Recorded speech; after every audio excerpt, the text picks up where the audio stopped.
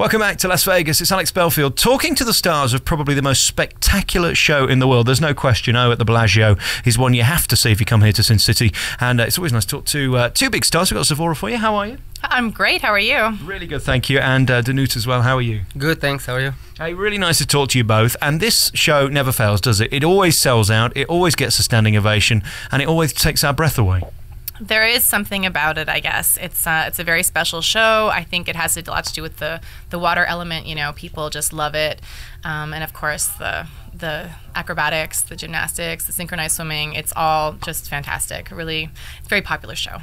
To me, it pushes production to another level. It defies gravity. It's enormous. The water comes and goes. The stage comes and goes. And then your element of performance added to it is really where it pushes it to the next level. You jump from great heights. You have to go underwater and keep breathing. There's a lot going on, isn't there? Yeah, well, that's the key, I think. It's a lot going on in the water and above the water, and the stage definitely makes a big impact on it. I've always said I think in this show they should sell backstage tickets because that would be as interesting. It must be chaos backstage, making it all work and seem so seamless.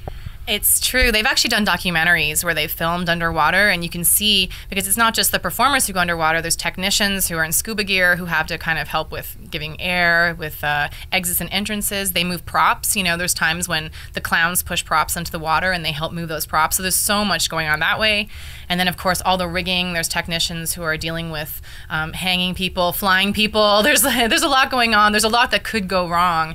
And I think it's an amazing, and it's a big testament to the technicians we have that nothing does go wrong. It's very, very rare that there's someone gets injured because of something like that. So. And again, there's three elements to this show. There's the water, there's the lighting, and then there's the music. That's how it all fits together, really.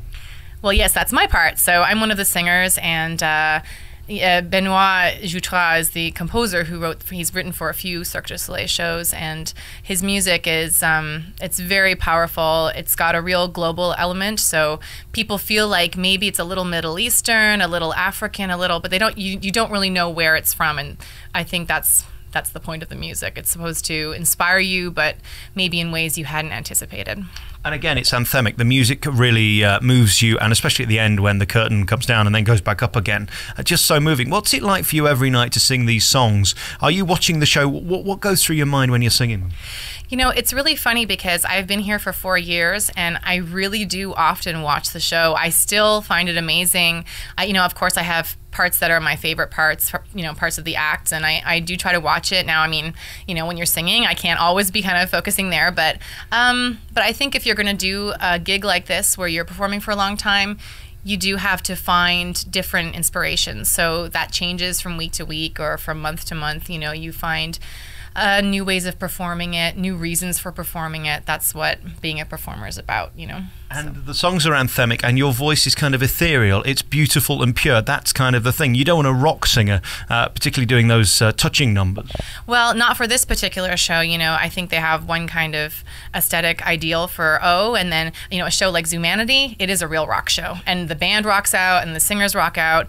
They're all a little different, but for this show, we have 2 female singers, and we have a Senegalese singer, and it is definitely... there's a lot of pure tone singing, a lot of really emotional kind of singing. Yeah. I had 2 guests with me last week when I brought them in, and I pointed out halfway through you were there. I suspect half the people who come in don't even realize there's live music because there's so much to distract you. Well, it's true, and we're lit sometimes and we're not lit sometimes. So you have to but I mean, I know a lot of people who come and see the show, and my parents, for example, have seen it for 5 or 6 times now, and they still, there's so many things they didn't even know were happening, and they always discover new things. So we're one of those things to discover, Let's talk about the physicality of this show. I mean, how physically challenging is it on a scale of 1 to 10? Because you're pushed in many ways, aren't you? Well, yes. Yeah, it's demanding physically and mentally. But I was in gymnastics for like 17 years, so I kind of know what my body needs. So try to keep myself in shape. Tell me where you're from and your story. How did you get here? I'm from Romania. A friend of mine who was in a touring show called Saltimbanco came once when there was a vacation for them. Came home and he showed me some DVDs and said, when you're done with gymnastics and you want to pursue a career doing acrobatic stuff, try to apply for Cirque Du Soleil. So It seems to me this is the natural move after you've had your somewhat limited career. I mean, you're not going to be 70 and still doing gymnastics. It seems like this is the place to give you something back and give you a proper career and some reward in terms of a round of applause. It must be great to know that Cirque kind of take you to the next level. Oh yeah, it's a great feeling, and you get to do what you love the most. So yeah. How do we do this show justice by describing the enormity of it, the heights, the lows, the water, the stage moving? Describe some of the things you do within the show. I'm what they call it here a flyer. My act is called bateau, which means boat in English. And basically people throw me from one side to another. And it says the parallel bars from gymnastics, and the structure, how they build it, looks like a boat. It's the only part of the show I don't like. Do you mind me saying that? Well, you have the right to say that. It makes me too nervous. I can't bear it. I mean, there you are, and I think you're going to fall at any second, and I'm sat there on the edge of my seat. I mean, I'm not the only one to say that. Yeah, true. You get used to it. If you're scared of heights, that's not the place for you, I guess. No, but I'm not even. I'm just sat in my chair and I'm nervous. For you, is it just completely comfortable because you've done it so many times? And of course, it's safe. I mean, even if you fell, you'd fall into water, so you're not going to hurt yourself. But the drama of the show and the music kind of helps with that, with the beat and stuff. Are you just completely comfortable up there? Oh yeah. Yeah, and yeah, putting the music and artistic part of the acrobatic makes and it's great. Are you like me though? There are points in this show when it gets rather edgy and you start feeling nervous. Not anymore. It used to be, but I've watched this show now probably almost 2,000 times, and like I said, the people are so competent and so amazing at what they do. I feel very comfortable watching them now, you know. Do you know what I mean, though, when I said earlier, it's hard to explain the enormity of this show and do it justice, because for anybody who hasn't seen it, there is nothing like this on this scale anywhere else in the world, including Broadway and the West End. It's true. It's partly the size of the theater itself. It's a huge theater. The curtain itself, you saw when it pulls out, it's so dramatic, you know, and then all the characters, it's a huge cast. I think we have 75, 80 people in the cast. I mean, that's, you know, most Broadway shows might have 10, 20 people. You really have to come to Vegas, I think, to see shows on that scale. I had two cousins in town from the Midwest who I specifically wanted to see this show, and it's the only ticket I've actually paid for and would pay for because it's a guaranteed hit. I want to talk about theatre etiquette, though. Those coming in late, trying to squeeze past me when the guy's about to go up in the ceiling at the beginning. Why can't those people be banned from the building? This is what I want to know. If you can't get there on time, then you shouldn't be allowed in. Well, I think they do actually I think they do hold people for the very, very beginning of this show, but people have paid a lot of money for these tickets, you know. It's Las Vegas, they get lost, there's traffic, there's people, you know, so it takes them a lot longer to get here than they anticipate. So, I mean, half of our audience probably wouldn't get to see the show if we just kept everybody out. So, you know, it's Las Vegas is a place where they want people to have fun and relax, and so we're trying to encourage that. It is a different type of audience, isn't it, compared to West End or Broadway? People are in different moods, and they've often had a drink. I suppose by your 10 p.m. shows, the reactions can be much louder. Oh yeah, definitely. You can hear it. Oh yeah, yeah. And what about you being able to enjoy a buffet and a glass of wine before you do your little boat act? I don't think so. You want to be in the best shape up there, so no. How tough is it keeping fit in this town? I mean, it's hot. It's getting really hot now. It'll be 110 by mid-June, something like that.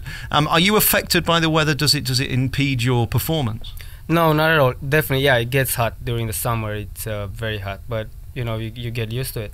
Every vocalist I've spoken to moans about the weather and the dryness of the air. What about you?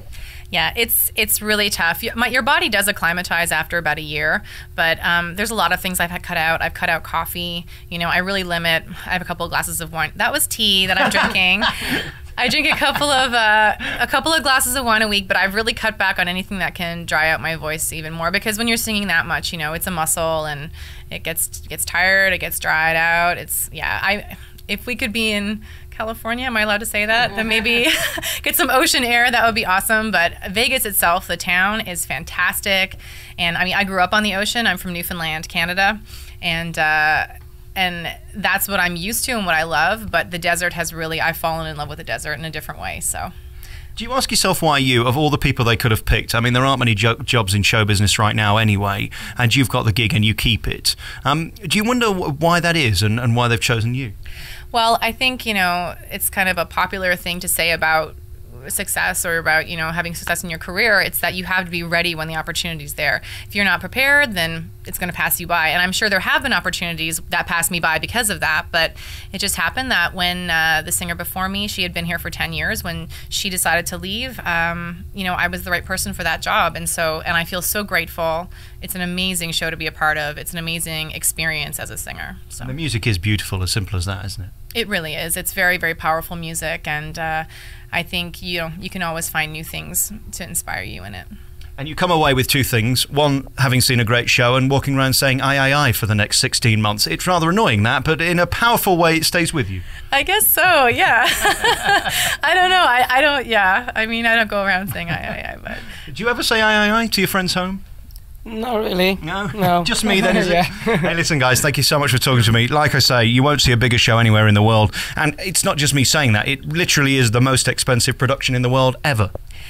It is, yes, but I think it's paid for itself and beyond that. I mean, it's not just the money. That's what it comes down to. Franco, when he put the show together, he is a very special director. He had a real vision, and whatever it was that he added, it's that special touch that's made it a special show. And you can throw as much money as you want at something, but it needs that extra. It needs the extra oomph, I guess, to take it over the top. You'll never be disappointed if you come and see how it's on at Bellagio in Las Vegas. Guys, thank you very much for talking to me. Thank you. It's been a pleasure. Thank you.